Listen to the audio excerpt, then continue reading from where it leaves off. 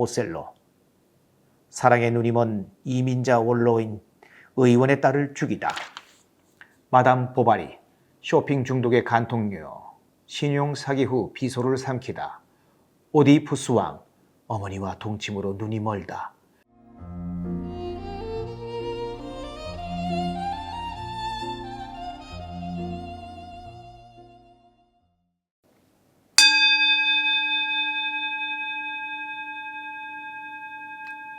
우리가 동화처럼 살아가는 이야기, 오동살이.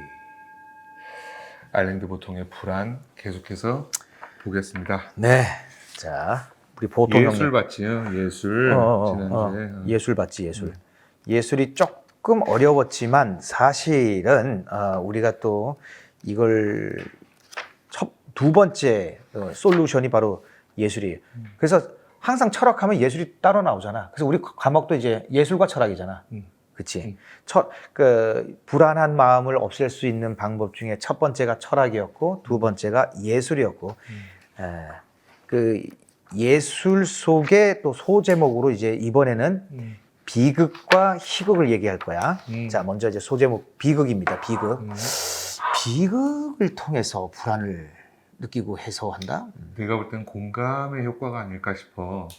나는 지금 굉장히 불안하고 비극적 삶에 딱 처한 상황이라고 쳤을 때 상대적으로 굉장히 행복해 보이는 사람을 보면 상대적인 어떤 우울감이 더 심화되잖아.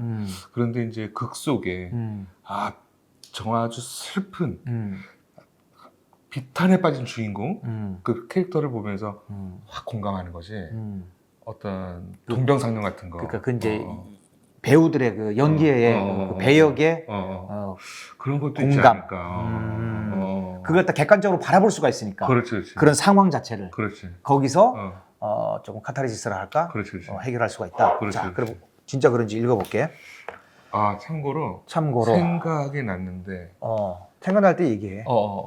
좋은 얘기인 것 같아서 사람마다 조금씩 다르긴 한 것 같기는 한데 내가 슬플 때 슬픈 음악 듣는 사람이 있고 내가 슬플 때 일부러 더 막 디스코 음악 듣는 사람이 있잖아. 그건 이제 빠른 완전 음악, 취향인 것 같아. 그렇지, 취향이겠지. 어떤 걸 들었을 때 내가 이 슬픔이 조금 좀 녹을 수 있을 것인가인데 비극도 희극도 그런 것 같고 사람도 마찬가지인 것 같은 게 나는 그런 걸 진짜 많이 경험하고 네가 익히 알고 있지만 나한테 이렇게 성큼 다가오는 사람들이 있단 말이야. 그거는 불특정한 다수라서 누구다라고 얘기할 수가 없는데 어쨌든 어떻게든 확 다가오는 사람들이 있는데 그런 사람들 중에 90% 이상은 지금 굉장히 어렵고 슬픔에 가득 차 있는 그런 사람들이 거의 대부분이야. 너한테 성큼 다가온다고? 그러네. 내가 너 일산 살 때 내가 일산까지 한 걸음에 그냥 성큼 다가갔었잖아. 그렇지. 그러니까 어려울 때. 어려울 때. 그러니까 어떻게 보면은 매번 얘기하는 거지만 참 이 표면적으로 보여지는 것만 보면 안 되는 게 늘 얘기하지만 내가 너 케어하는 것처럼 보이지만 사실은 그러니까 굉장히 즐거운 사람이고 굉장히 행복에 겨워서 지금 완전히 막 하이야. 그런 상태에 놓인 사람들은 나한테 손을 내밀지 않아. 희한하지. 그런데 비탄에 빠졌을 때는 그게 공감이지. 그게 뭐냐면 저 사람은 내 마음을 알아줄 것 같은 거야. 그치. 그 심리거든. 이동우는 내 마음 알 거야. 왠지 그냥 왠지. 왠지. 왠지. 그러니까 슬픈 영화나 슬픈 연극, 비극을 보고 싶은 마음도 그런 어떤 심리가 작용하지 않을까 그런 생각이 드는데 과연 보통 형은 비극을 어떻게 표현했을까? 불안을 다뤘을지. 나의 실패를 다른 사람이 차가운 눈길로 바라보며 가혹하게 해석한다는 사실을 의식하지 않는다면 이 일에서 실패를 크게 두려워하지 않을 것이다. 근데 갑자기 또 생각나는데 네. 나는 이 남의 시선을 의식하는 거야 이게. 우동사리에서 처음 얘기하는 건지도 몰라. 우동사리에서 네가 나한테 책을 읽어주잖아? 굉장히 만족스러워. 굉장히 만족스러운 이유가 뭘까? 이유가 뭘까? 이거는 뭐 어쩔 수 없이 너는 평생 읽는 것에 달인이 되어 있거든. 아 그래? 근데 소리내서 낭독을 하는 거가 너 굉장히 어렵다는 거 너는 모를 거야. 한 100명 정도를 쭉 책을 읽힌다고 한번 상상을 해보자고. 단언컨대 너처럼 유려하게 읽을 수 있는 사람은 한둘에 불과할걸? 사람들은 눈으로만 글을 읽는다고. 소리내서 읽지 않아. 그렇지. 그럴 일이 없거든. 대부분은 그렇지. 눈으로만 읽기 때문에 소리내서 읽어봐라 라고 하면 마치 눈으로 읽을 때처럼 자연스럽게 자기가 읽을 거라고 생각들을 해. 근데 막상 시키잖아? 안 되지. 길지 않은 문장을 하나 읽는데도 적어도 2번에서 3번은 꼭 더듬어. 그러면서 스스로가 굉장히 당황해. 내가 왜 이렇게 못 읽지? 막 진땀을 빼. 그런데 봐봐라. 나한테 책을 읽어주겠다라고 하는 사람들은 덜어 있을 수도 있어. 뭐 유진이도 있고 리온이도 있고 뭐 많았지 그 그치. 외에도. 근데 이 친구들은 이제 다들 잘 읽는 친구들이고 그 외에 책을 좀 읽어주고 싶다. 그래서 한번 읽어보세요 하잖아. 포기하는 거야. 너무 죄송해요, 동욱 씨. 제가 연습 좀 해야 될 것. 이렇게 못 읽는지 모르.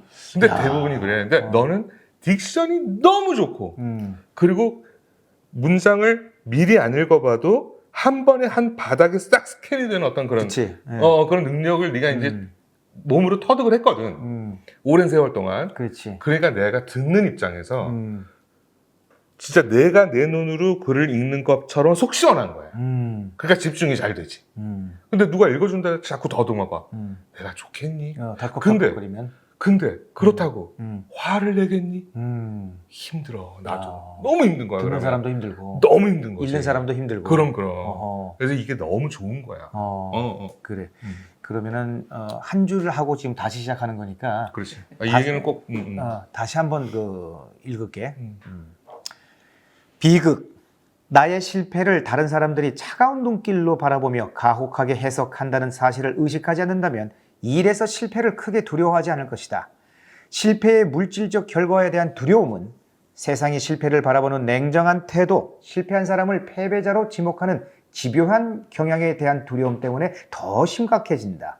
패배자라는 말은 졌다는 의미와 더불어 졌기 때문에 공감을 얻을 권리도 상실했다라는 의미까지 담고 있는 냉혹한 말이다. 삶을 망친 사람들에 대해 수군거리는 말은 가혹하기 짝이 없다. 만일 수많은 예술 작품의 주인공들 오디푸스, 안티고네, 리오, 오셀로, 엠마 보바리, 안나 카레니나, 헤다 가블러, 테스 이들도 그들의 운명이 동료나 동창들의 입에 오르내렸다면 그 과정을 잘 헤쳐나오지 못할 것이다. 만일 신문에서 그들을 건드렸다면 훨씬 더 괴로웠을 것이다. 오셀로, 사랑의 눈이 먼 이민자 원로인 의원의 딸을 죽이다.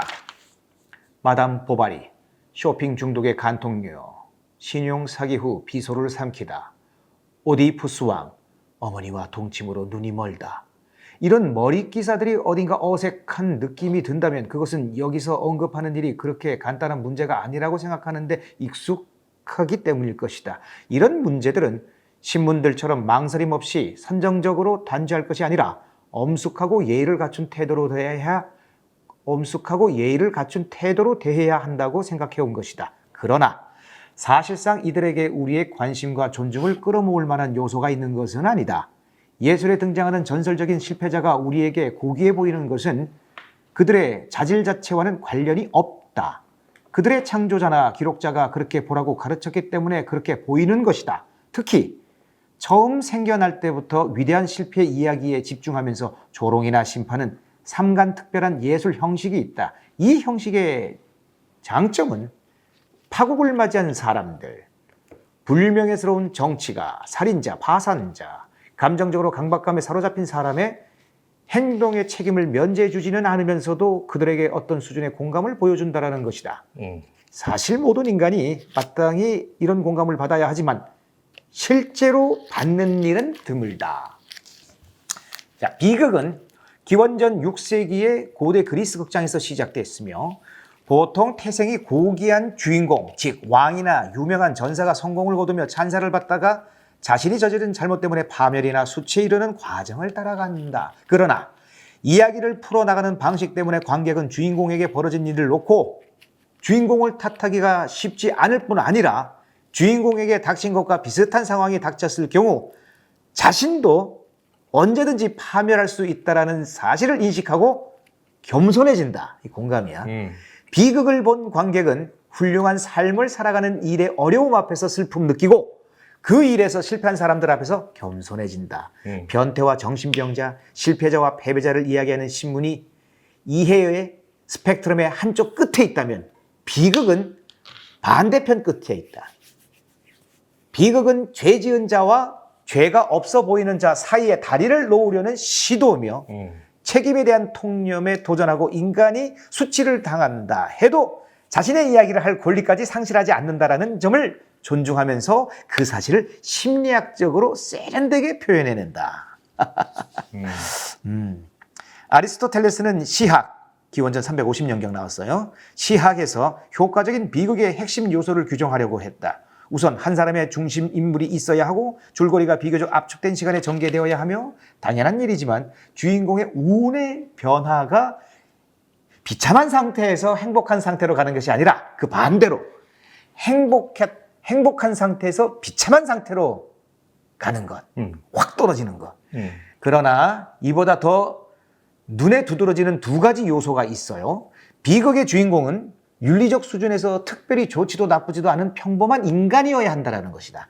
우리가 쉽게 만날 수 있는 사람, 좋은 자질과 더불어 어떤 약점, 예를 들어서 지나친 자만심이나 격한 기질이나 충동이 있는 사람이어야 한다는 것이다. 이 인물은 동기가 악해서가 아니라 아리스토텔레스가 그리스어로 하바르티아, 즉 판단의 잘못이라고 부른 것, 또는 일시적인 맹목, 또는 현실적이거나 감정적인 과실 때문에 엄청난 실수를 저지른다.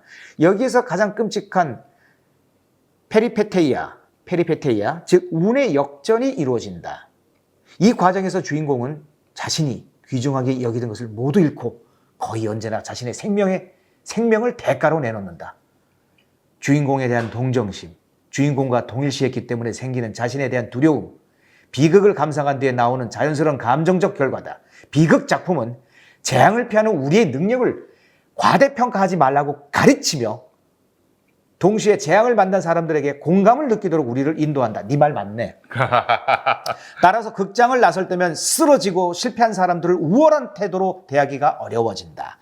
다른 사람들의 실패에 대해 우리가 느끼는 공감은 우리 역시 어떤 상황에서는 그들과 같은 재앙에 말려들 수 있다는 느낌에서 유래한다는 것이 바로 아리스토텔레스의 통찰이다. 따라서 그들의 행동이 우리에게 가능한 범위 바깥에 놓인 것처럼 보일수록 공감은 줄어든다. 성급하게 결혼하거나 자신의 가족 구성원과 동침하거나 질투심에 사로잡혀 애인을 죽이거나 고용주에게 거짓말하거나 돈 훔치거나 탐욕스러운 기질 때문에 신세를 망치는 이야기를 듣고 나서도 멀쩡하고 정상적인 사람이 어떻게 그런 짓을 할 수 있겠냐고 반문할 수도 있다. 이렇게 우리 성격이나 상황을 그들의 경우와 나누는 강철벽에 자신감을 가진다면 키 큰 말에 놓인 편안한 안장에 앉아 안락함을 느낀다면 관용은 사라지고 대신 냉담과 조롱이 자리를 잡을 것이다. 그러나 비극 작가들은 저항할 수 없는 진실로 우리를 이끈다. 역사상 인간이 저지른 모든 어리석은 일은 우리 자신의 본성의 여러 측면과 연결되어 있다는 것이다.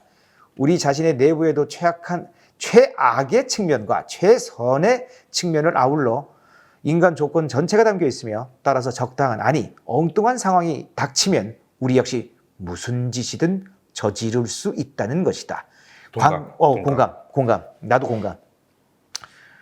관객은 이러한 진실에 가까이 다가가면 기꺼이 높은 말에서 내릴 것이고 공감이 커지면서 마음이 겸손해지는 것을 느낄 것이다.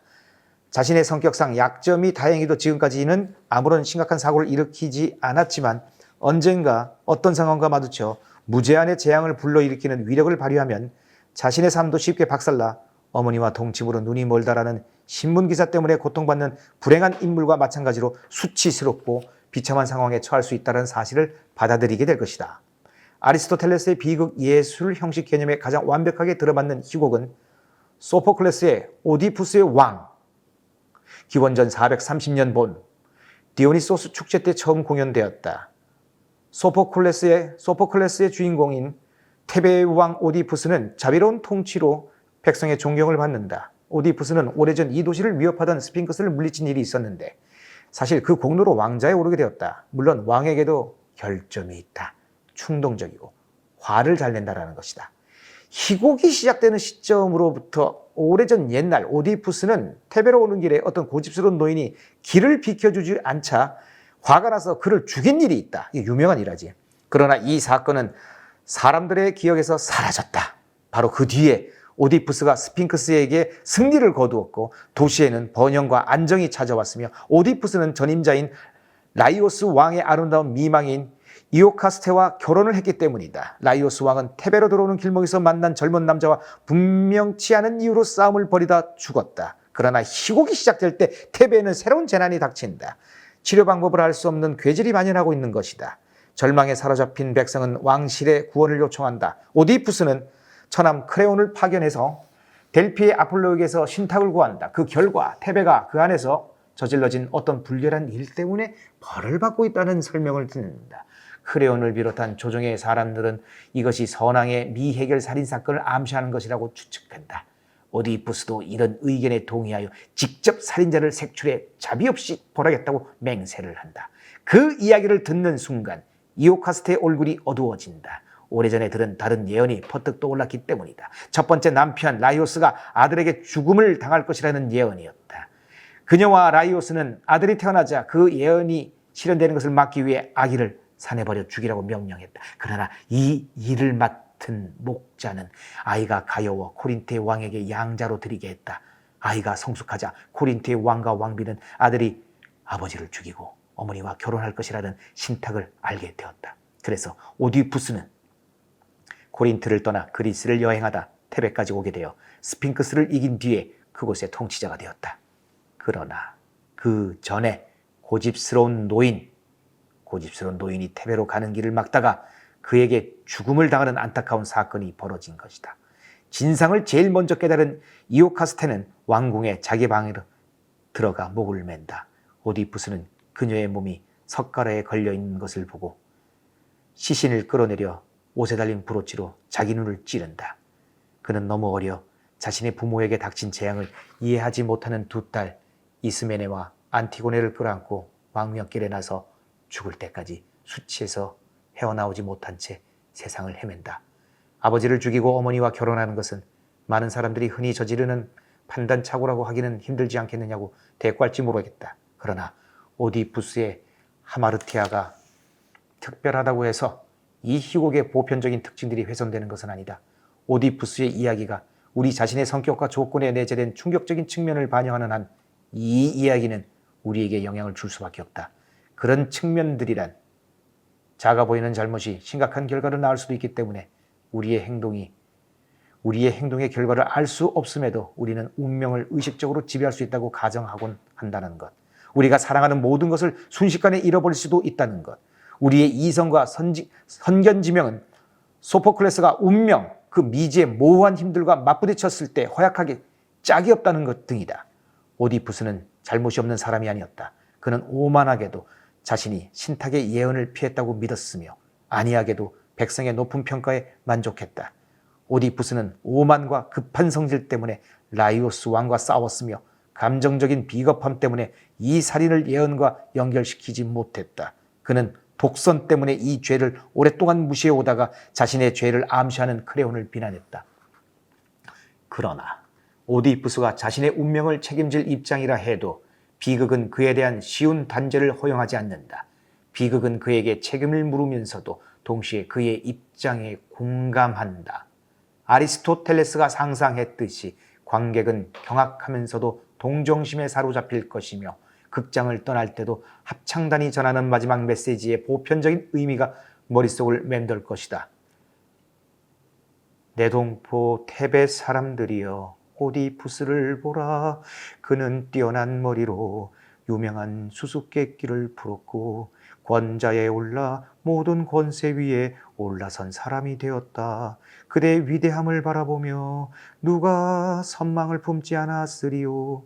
그러나 이제 검은 바다 같은 공포가 그를 삼켜버렸다. 이제 우리가 지켜보며 마지막 날을 기다리니 죽어서 마침내 고통에서 자유로워질 때까지는 그 누구보다도 행복하다 생각하지 마라. 우리가 비극 작품을 통해 다른 사람들의 실패에 평소보다 훨씬 더 큰 관심을 가지게 되었다면 그것은 그 작품을 통해 실패의 유래를 이해하게 되었기 때문일 것이다. 이런 맥락에서 더 많이 아는 것은 곧 더 많이 이해하고 용서하는 것이다. 비극 작품은 아주 작은 단계들, 종종 아무 뜻도 없어 보이는 단계들을 통하여 교묘하게 주인공의 성공과 몰락과 연결시켜 나간다. 우리는 의도와 결과 사이에 비틀린 관계를 만나게 된다. 그 과정에서 우리는 신문에서 단순히 실패 이야기의 뼈대만 읽었을 경우라면 가지게 되었을 무관심한 태도 또는 저기에 찬 태도를 버리게 된다. 1848년 여름 노르망디의 많은 신문에 같은 내용의 짧은 기사가 났다. 루앙에서 멀지 않은 리라고 하는 작은 도시에서 쿠튀리의 집안에서 태어난 27살의 젊은 여자 델핀 들라마르가 결혼 생활에 따분함에 불만을 품고 있던 차에 불필요한 옷가지 구매와 사치스러운 살림으로 큰 빚을 지고 바람까지 피우다가 감정적이고 경제적인 압박을 이기지 못하여 비소를 먹고 자살했다.